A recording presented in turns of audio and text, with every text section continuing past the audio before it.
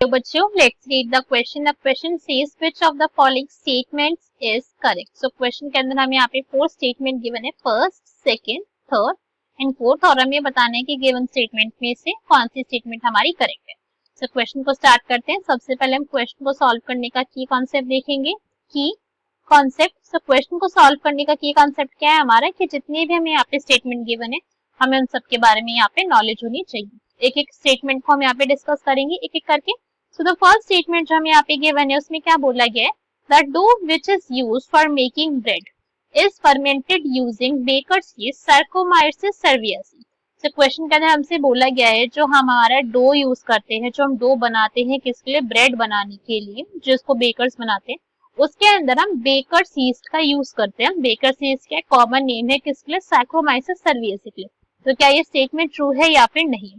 तो ये स्टेटमेंट कैसी है, this statement is absolutely true. बिल्कुल ट्रू है ये स्टेटमेंट, बिकॉज सैक्रोमाइसिस जो Saccharomyces cerevisiae है उसको बोला ही बेकर्स यीस्ट इस वजह से जाता है, बिकॉज वो किसके अंदर यूज होती है, बहुत ज्यादा वो बेकिंग के लिए यूज होती है. इसी पर्पज से हम उसको क्या कहते हैं, उसको हम कहते हैं बेकर्स यीस्ट. तो Saccharomyces cerevisiae ब्रेड मेकिंग के लिए, डो मेकिंग के लिए, इडली मेकिंग के लिए, इन सब चीजों के लिए बहुत ज्यादा यूज करी जाती है. ठीक है, इन सब के अंदर इसका रोल होता है.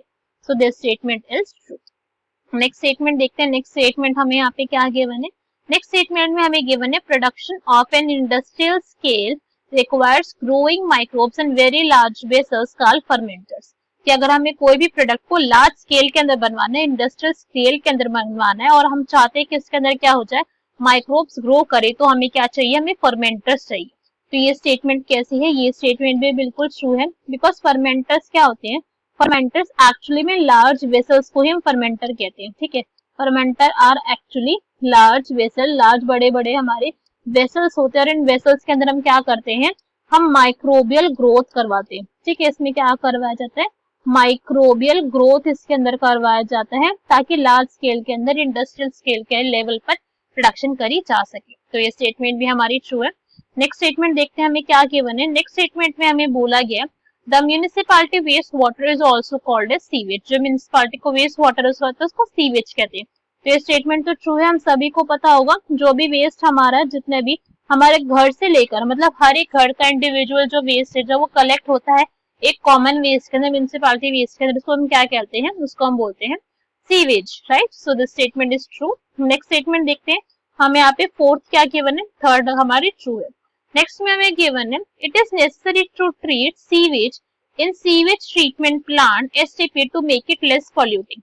सो ये स्टेटमेंट के बारे में अगर हम देखें तो ये स्टेटमेंट भी बिल्कुल ट्रू है, बिकॉज अगर हम इंडिविजुअली, अगर हमने क्या करा, अगर हमने एक जगह पर सारा का सारा जो है हमारा वेस्ट वाटर ट्रीटमेंट नहीं करा, तो क्या हो जाएगा, हर जगह पर क्या हो जाएगा, पॉल्यूशन लेवल बढ़ जाएगा. सो लेस पॉल्यूटिंग बनाने के लिए, किसके लिए, ताकि पॉल्यूशन का जो लेवल है वो कम रहे, लेस पॉल्यूटिंग के पर्पज से ही क्या करा जाता है यहाँ पे, एसटीपी का जो है वो, that is sewage treatment plant का क्या करा जाता है, यूज करा जाता है. ठीक है, ताकि लेस पॉल्यूटिंग हो, पॉल्यूशन का लेवल ज्यादा ना बढ़े, किसके अंदर, सीवेज के ट्रीटमेंट के लिए, जब हमको सीवेज को ट्रीट करना होता है. बिकॉज अगर हम ऐसे देखें, हर जगह पे हमने छोटे छोटे बहुत सारे प्लांट बना दिए, तो इन सारे के सारे प्लांट का अपना अपना वेस्ट क्रिएट होगा, अपनी अपनी पॉल्यूशन कॉज करेंगे. बट अगर हमने एक ही जगह सारा का सारा वेस्ट को क्या करा, कलेक्ट करा, और बाद में यहाँ से जो वेस्ट प्रोड्यूस हुआ, उस वेस्ट को क्या करा हमने, बाद में उस वेस्ट को यूज करा, या फिर बाद में उसको दूसरा और भी किसी पर्पस के लिए यूज करा, डिफरेंट डिफरेंट पर्पस के लिए. फॉर एग्जांपल बायोगैस के लिए भी कभी कभी यूज करा जाता है. तो इस तरीके से पॉल्यूशन के लेवल को हम कंट्रोल कर सकते हैं. तो ये स्टेटमेंट भी हमारी ट्रू है. सो क्वेश्चन का करेक्ट आंसर क्या हो जाएगा हमारा, that will be D. That is first, second, third and fourth, सारी के सारी जो स्टेटमेंट है हमारी वो ट्रू है. I hope you understood the explanation well. Best of luck. Thank you.